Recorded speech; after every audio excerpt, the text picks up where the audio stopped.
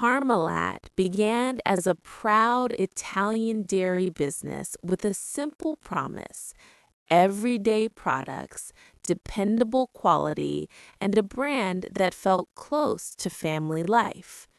Over the years, that familiar image expanded far beyond milk. The company grew into a wide international group with factories, distribution networks, and subsidiaries spread across multiple countries. To many observers, Parmalat looked like a modern success story, a traditional food company that had learned to scale, to market, and to compete in a changing European economy. But rapid growth in a mature industry often carries a hidden tension. Dairy is not an easy sector for steady, high margin expansion. It requires constant investment in production capacity, logistics, cold supply chains, packaging, marketing, and pricing strategies that can be sensitive to competition. Even when sales look strong, cash needs can be heavy. The more a company expands across borders, the more complicated its financing can become. Different currencies, local regulations, and the ongoing need to fund acquisitions and operations. This is where the first layer of Parmalat's later problems quietly formed: the gap between the story that markets wanted to hear and the financial reality of sustaining an empire. Investors and lenders usually reward a stable narrative, predictable earnings, confident growth plans, and a balance sheet that appears healthy. Executives in fast-growing groups can feel pressure to show smooth performance even when the business is uneven underneath.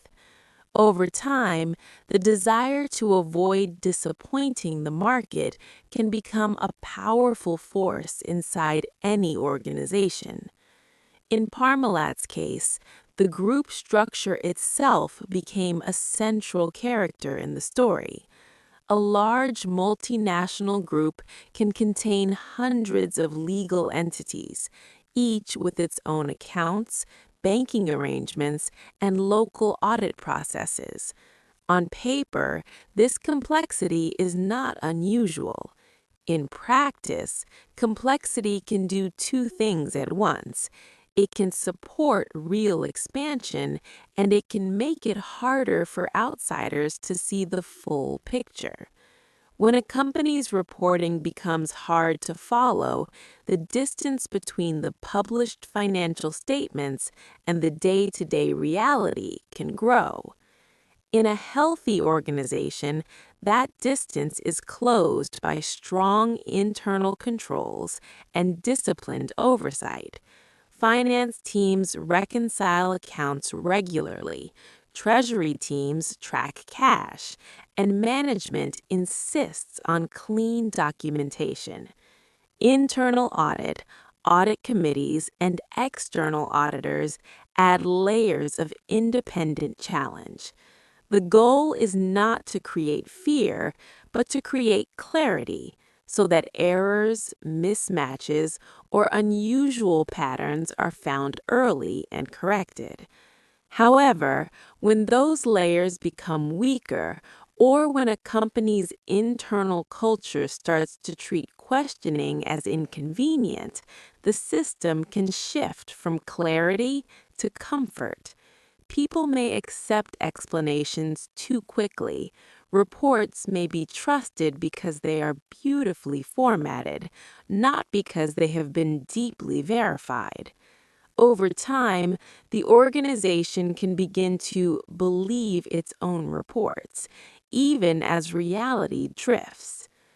As Parmalat continued expanding into the late 1990s and early 2000s, it relied heavily on financing, debt instruments, bank relationships, and complex arrangements became part of the company's financial landscape. In such environments, small misstatements can snowball. A short-term cash strain can push management to search for temporary solutions. Temporary solutions can become repeated solutions, and repeated solutions can become an entire system designed to keep the public narrative intact. What made the Parmalat case especially important long before the final collapse was that the company appeared to have significant cash and liquid assets on its balance sheet. Cash is usually the simplest line item to verify, at least in theory. Yet in large groups, cash verification depends on accurate banking confirmations, disciplined consolidation processes, and a willingness to challenge numbers that do not fit with operating reality. From the outside, many stakeholders saw a familiar consumer brand and assumed stability. When a company sells everyday food and drinks, it can feel safer than a complex technology or financial firm. That sense of comfort can reduce skepticism. People may focus on products and brand presence rather than asking hard questions about cash flows, debt, and the mechanics of financial reporting across subsidiaries.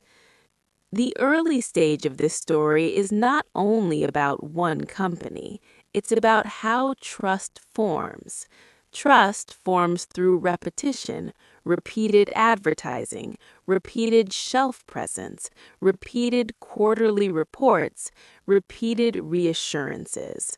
Over time, that trust can become a substitute for verification. And when trust replaces verification, a system becomes vulnerable, not because everyone is careless, but because everyone is busy and the company's story seems reasonable enough. In the next part, the focus turns on the weak points in auditing and oversight that allowed assets on paper to stand in for assets in reality. How complexity, fragmented responsibility, and limited confirmation practices created space for financial statements that looked solid while key foundations were not. To understand the Parmalat collapse, it helps to see external auditing not as a single, all-seeing process, but as a set of procedures bounded by time, documentation, and the structure of the company being audited. Auditors do not run a company's finance function, they test it. They rely on evidence, confirmations, and reasonable assurance rather than absolute certainty.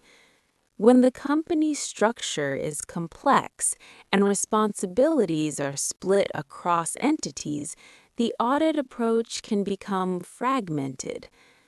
Parmalat's group structure included many subsidiaries and special entities across different jurisdictions. In that world, consolidated financial statements are built by combining the accounts of multiple units. If certain units are audited by different audit firms, or if the scope of responsibility is divided in ways that create gaps, the overall picture can become harder to test as one consistent whole. A single weak link in that chain can influence the final consolidated numbers. One key vulnerability in large group audits is the reliance on confirmations from third parties, especially banks, when verifying cash balances. Cash verification is often built on direct bank confirmations rather than on documents provided only by management. In a strong control environment, those confirmations arrive independently and match what the company reports. But if confirmations are incomplete, delayed, or not handled with sufficient independence, cash can become a line item that looks convincing while being less real than it appears. In the Parmalat story, attention later focused on an offshore unit connected to a very large reported balance, an amount presented as cash and marketable securities held at a major international bank. The simple version of the problem is this.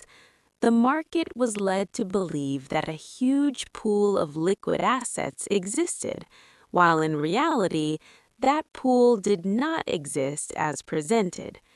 The deeper issue is how such a mismatch could survive multiple layers of review. Part of the answer lies in how information moves within audits. Auditors gather evidence from management, internal accounting records, and third-party sources. When a company presents a coherent package of documents, account statements, confirmations, and explanations, an audit team may build comfort over time unless something triggers deeper skepticism. In fast-moving environments, the audit tends to focus on material risks and on unusual items. But if a large cash balance is presented consistently and supported by documents that appear authentic, the situation can be deceptive. This is where audit loopholes are less about a single missing rule and more about an ecosystem of weaknesses. Complex group structures can make it difficult to trace transactions and balances end to end. Split auditing responsibilities can create a coordination challenge where each firm sees only part of the story. Over-reliance on documents routed through company channels can reduce the independence of evidence. Limited time and resource constraints can make it harder to pursue every anomaly to the deepest level. Another vulnerability can appear when unusual financing arrangements are presented to promote stability. Companies under pressure may use structured transactions that shift debt, reclassify obligations, or present inflows as operational strength. Some transactions can be legitimate when properly disclosed and accounted for. The danger begins when the purpose becomes less about finance and more about appearance, making the balance sheet look safer than it is. In Parmalat's case, observers later described a large hole in the accounts, meaning that liabilities and losses were far greater than what the published statements implied. When that happens, it typically means the financial statements were not reflecting reality for a long time. That is rarely the result of one mistake. It is usually the result of repeated choices, reinforced by weak challenge. Corporate governance plays a silent but decisive role here. Boards and audit committees are meant to ask questions that management cannot easily dismiss. They are meant to request simple, direct explanations for complex arrangements. They are meant to insist that big numbers, especially cash, be supported by evidence that is direct and independent. If governance is weak, the conversation can become too polite. Management speaks with confidence, the board accepts reassurance, the audit process becomes routine. In such a culture, unusual patterns can be rationalized. Cash balances can be accepted because they fit the desired story, and the organization can gradually build an internal reality where the published numbers become the anchor and the underlying facts become negotiable. Importantly, discussing these dynamics is not about teaching anyone how to hide information. The educational value is in understanding the warning signals and structural weaknesses that can exist even in well-known brands. The lesson is that complexity is not automatically wrongdoing, but complexity without clear oversight is a risk. And the larger the reported cash, the more essential it becomes to confirm it through channels that cannot be influenced by internal reporting shortcuts. In the next part, the story shifts from the mechanics of reporting to the warning signs. What patterns could have raised concern earlier, how market trust can delay scrutiny, and how multiple stakeholders, banks, regulators, rating agencies, and auditors can each see a fragment of risk without seeing the full shape until it's too late.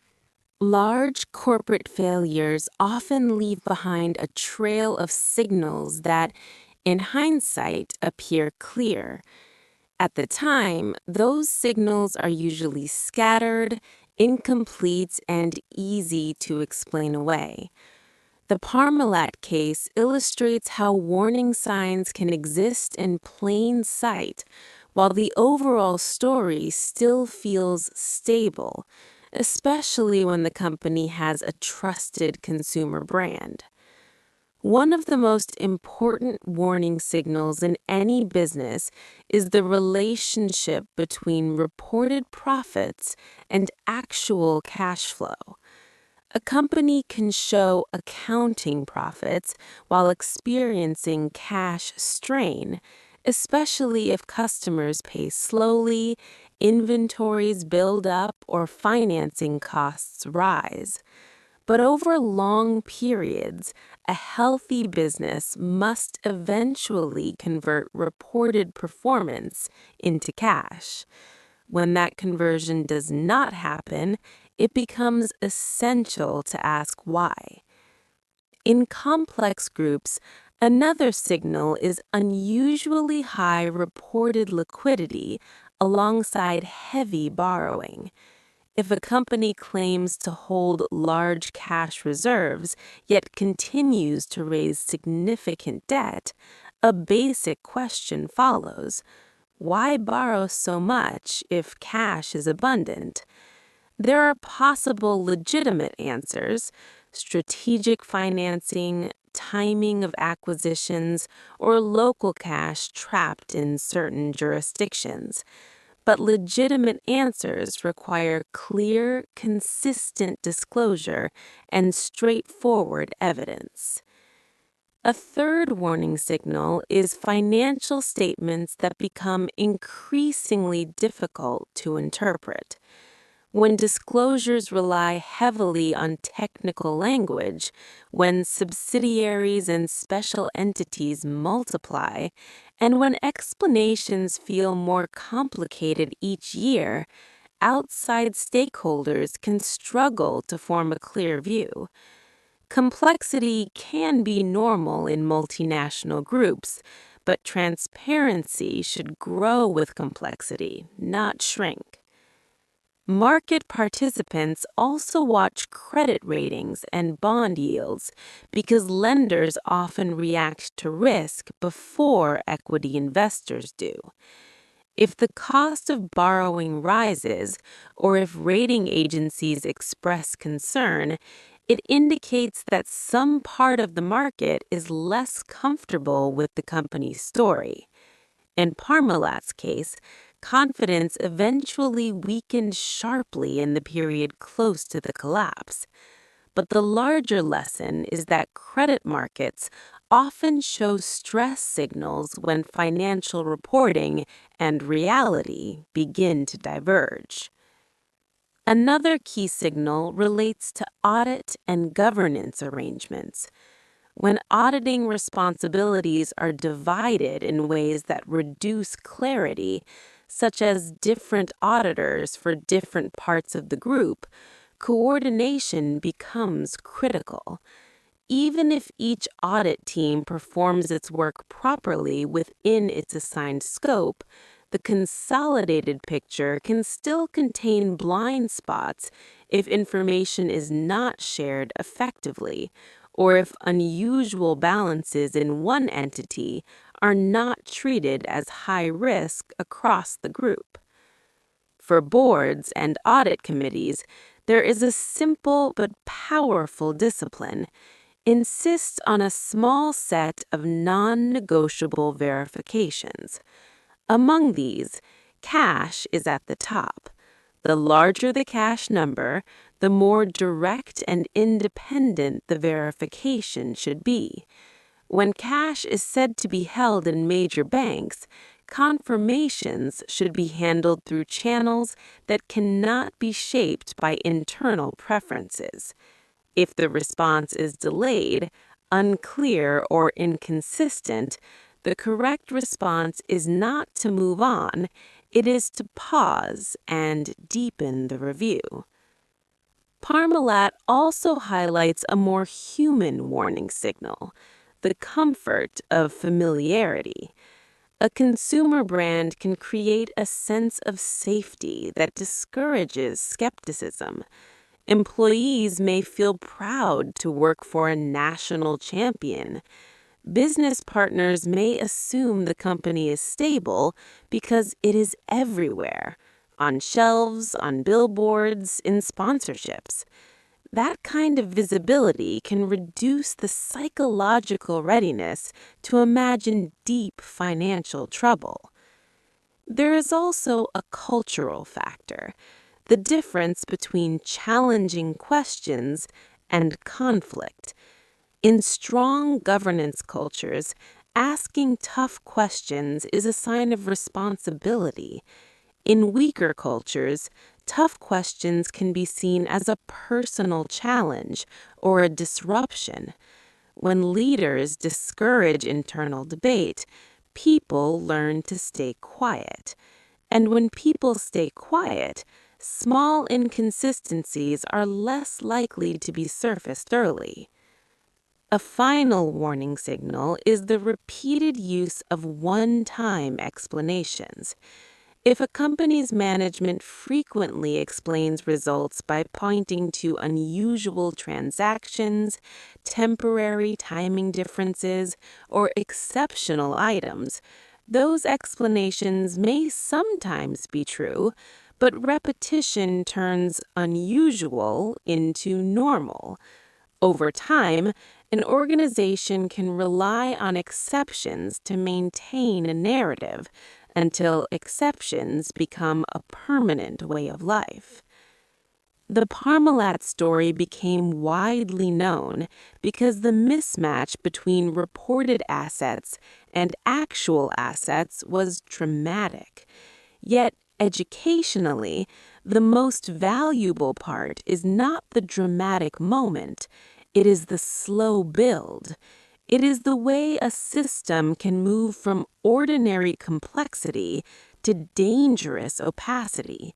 It is the way multiple stakeholders can each see something slightly concerning, but not enough to trigger a full stop, until a single event makes the whole structure impossible to maintain. In the next part, the story reaches that turning point, the moment when a key reported cash balance was challenged, how a third-party response changed everything, and how confidence can collapse quickly once a foundational claim can no longer be supported. By late 2003, Parmalat faced growing pressure from the market. Financing needs, questions about its balance sheet, and rising skepticism created a situation where confidence was fragile. In such moments, a single verification can become decisive, especially when it concerns the most basic resource a company can claim: cash.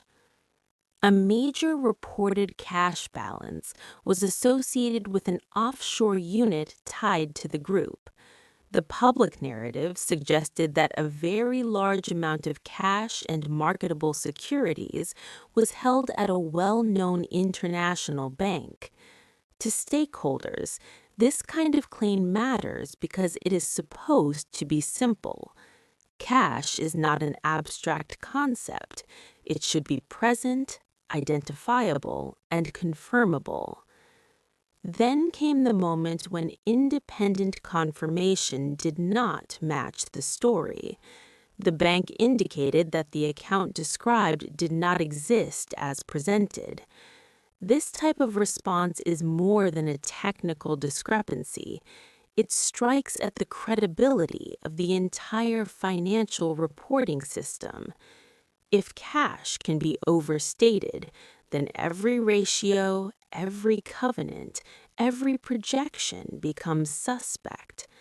And when cash is central to the company's stability narrative, losing trust in cash can rapidly become losing trust in the company.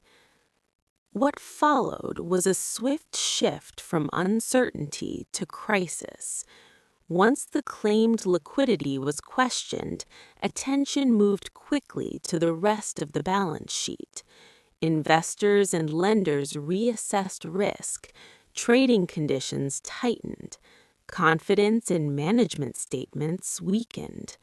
The company moved toward insolvency proceedings as the gap between reported health and actual financial position became impossible to ignore.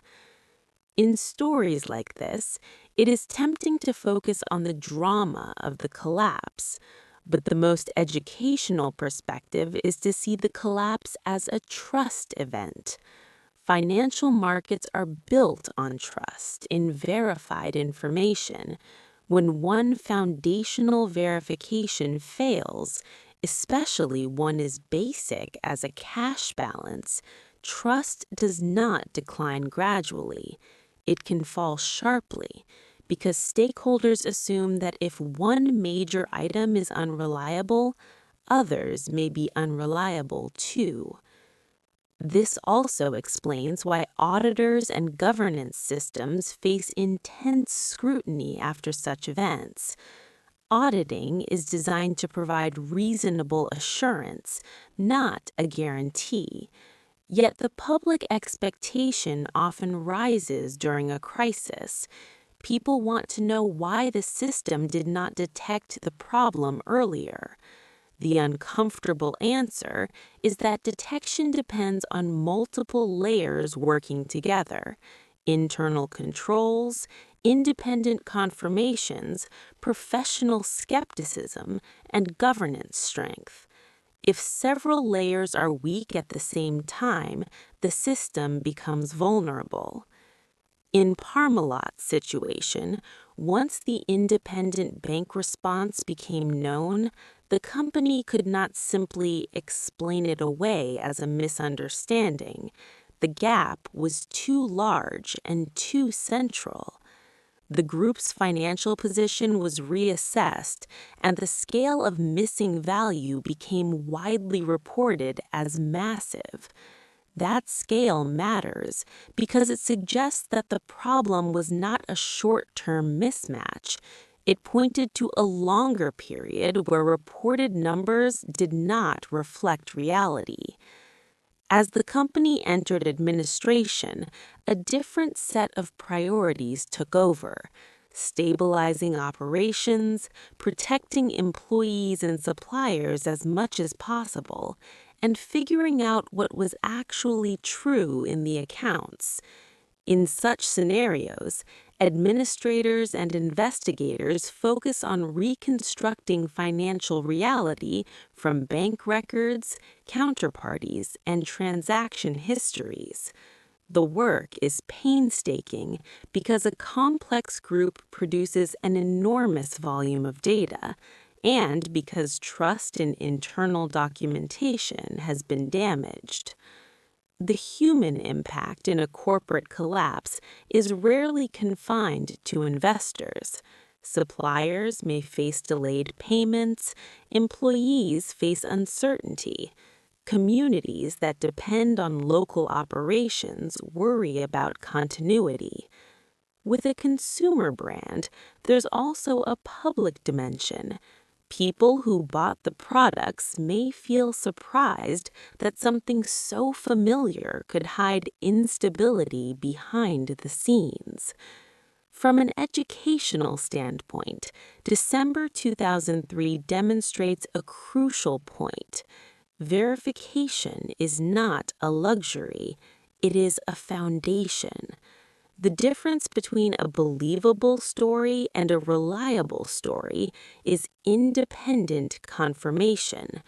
A company can be persuasive, confident, and widely visible, and still be financially fragile. When confirmation finally catches up to narrative, the shift can be abrupt. In the next part, the story moves into the aftermath, how restructuring unfolded, why governance reforms became a major theme, and how regulators and markets tried to learn from the weaknesses that Parmalat exposed in auditing coordination, oversight, and financial disclosure. After Parmalat entered administration, the challenge became twofold. Keep the business alive where possible and separate operational reality from financial fiction. Food companies have one advantage in restructuring. Their products may still be needed, and their supply chains can still function if stakeholders believe continuity is possible. Yet continuity requires trust, and trust had been severely damaged. A restructuring process in a case like this involves stabilizing cash management, renegotiating with creditors, and rebuilding financial reporting from the ground up. Administrators examine which subsidiaries are viable, which contracts can continue, and how to protect the core business while addressing the financial hole left by unreliable reporting. This is not only about accounting, it is about rebuilding the company's identity in the eyes of suppliers, lenders, retailers, and customers. The Parmalat collapse also triggered broad discussions about accountability. In modern corporate ecosystems, failures rarely involve only one actor. There are management teams, boards, auditors, banks, and regulators, each with different responsibilities and different access to information. The public question becomes, who could have stopped the drift earlier, and why did they not? For auditors, the case highlighted the difficulty of auditing multinational groups when responsibilities are split across entities. Coordination matters, risk assessment matters, and professional skepticism matters most when the company appears stable. A famous brand can be as risky as an unfamiliar one if the reporting structure is opaque and if management's narrative is accepted too quickly. For boards and audit committees, Parmalat became a cautionary case about what oversight must mean in practice. Oversight is not just receiving reports, it is challenging them.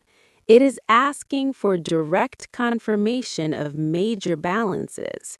It is insisting that complex structures have a simple explanation that can be supported by clear evidence.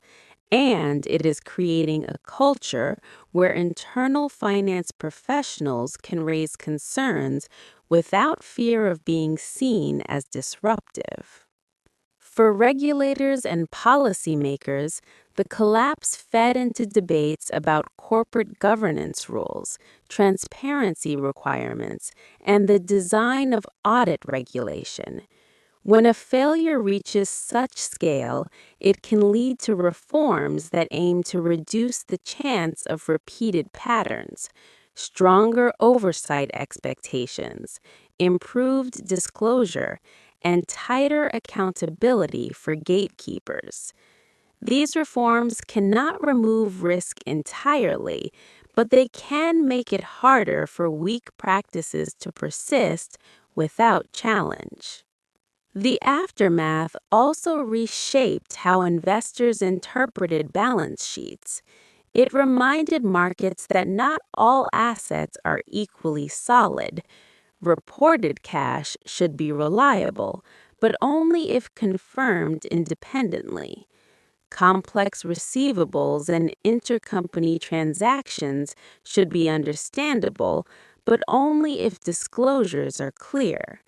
And when a company's structure becomes too complicated for a reasonable outsider to follow, the correct response is not admiration, it is caution. Parmalat's story also carried an important cultural lesson: the danger of treating reputation as a substitute for verification. Trust in a brand can coexist with fragile governance behind the brand. This is not a moral judgment, it is a practical reality. Large organizations can drift when performance pressure meets weak controls. People may not wake up intending to create a crisis. Instead, they may gradually accept small distortions because they appear to solve immediate problems. In educational terms, the most valuable part of the aftermath is the emphasis on rebuilding. Rebuilding reporting systems, rebuilding governance, rebuilding relationships with stakeholders. A company can sometimes recover operationally after a scandal if it commits to transparency and disciplined control. Yet that recovery is a long process because trust, once broken, needs repeated proof to return. This is why the Parmalat case remains relevant beyond its time. It is not only a historical corporate failure, it is a map of how vulnerabilities form. Growth pressure can encourage optimism in reporting. Complexity can reduce visibility. Fragmented responsibility can create gaps. Weak skepticism can allow gaps to widen. A single failed confirmation can trigger a sudden trust collapse. In the next and final part, the focus turns from history to practical educational takeaways. How listeners can recognize risk patterns in corporate reporting, what governance questions matter most, and how audit thinking can be strengthened without turning business into suspicion, building a calm, clear approach to verifying what matters. The Parmalat case is often summarized as a story about assets that were not real, but its deeper value lies in the lessons it offers about systems, how systems fail quietly, and how systems can be strengthened with calm discipline rather than fear. A first lesson is that cash deserves special respect. Cash is not a matter of opinion. It either exists in confirmed accounts or it does not. For anyone evaluating a company, whether as an investor, a lender, a board member, or a manager, the larger the reported cash balance, the more important it is to understand where it is held, how it is confirmed, and how it fits the company's financing behavior. If a company reports significant liquidity while continuing to borrow heavily, that tension should trigger careful questions. There may be valid explanations, but validity must be supported by evidence, not by confidence. A second lesson is about simplicity as a standard for truth. Complex groups can be legitimate, but complexity should not block understanding. A well-governed multinational can explain its structure clearly, which subsidiaries matter, what risks exist, and how cash and debt move across the group. When explanations become consistently difficult, when disclosures feel like a maze, and when basic questions produce long answers without clarity, the risk of misunderstanding rises, and so does the risk that something important is being missed. A third lesson is that fragmentation creates gaps. When different auditors cover different parts of a group, or when internal teams operate in silos, the overall system can lose its ability to see patterns. Gaps are not always created intentionally. They can form naturally when organizations grow quickly and when responsibilities are distributed. The remedy is coordination, clear group-wide risk assessments, standardized confirmation processes, and a culture where unusual items in one entity are treated as meaningful for the entire consolidated picture. A fourth lesson is about professional skepticism as a healthy habit. Skepticism does not need to be hostile. It can be calm, methodical, and respectful. It simply means refusing to treat familiar as verified. In Parmalat's story, familiarity was part of the problem. A consumer brand created comfort. The educational point is to separate brand comfort from financial assurance. Even the most familiar brand must earn trust through transparent reporting and independent confirmation. A fifth lesson is that governance is an active verb. Boards and audit committees cannot be decorative.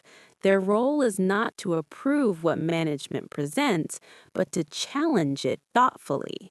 That means insisting on direct verification of major balances, especially cash, clear explanations for major changes in debt, liquidity, and working capital, transparent reporting on subsidiaries and intercompany transactions, independent channels for internal finance and audit concerns to be heard. A sixth lesson concerns the psychology of small compromises. Large corporate failures often begin with small distortions that appear temporary.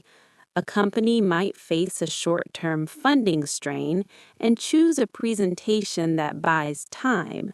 Then time passes, and the temporary solution becomes repeated. Repetition normalizes the distortion. Eventually, the organization becomes committed to maintaining an image rather than confronting reality. The educational antidote is early honesty. Treat uncomfortable facts as information, not as embarrassment. A seventh lesson is about the cost of delayed truth. When reality is postponed, the eventual correction is often more painful. This is not stated to alarm, but to highlight a simple principle.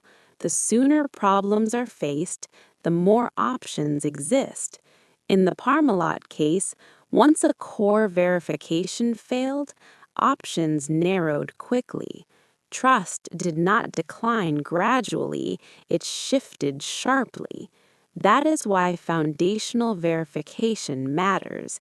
It prevents a fragile system from surviving long enough to become a larger crisis. Finally, the Parmalat story invites a constructive conclusion. Stronger systems are possible. Better confirmation processes, clearer governance, more transparent disclosures, and healthier corporate cultures can reduce the chance of similar failures. The goal is not to turn business into suspicion. The goal is to make trust more reliable, trust that is supported by evidence, by consistency, and by a willingness to ask simple questions until the answers become simple too. In the end, Parmalat stands as a reminder that the most dangerous numbers are not always the most complex ones. Sometimes the most dangerous number is the one that seems easiest to accept, like a large cash balance, when everyone assumes it must be true because the brand feels familiar. The educational path forward is calm verification, respectful, steady, and clear-eyed, so that financial statements become a reflection of reality rather than a replacement for it.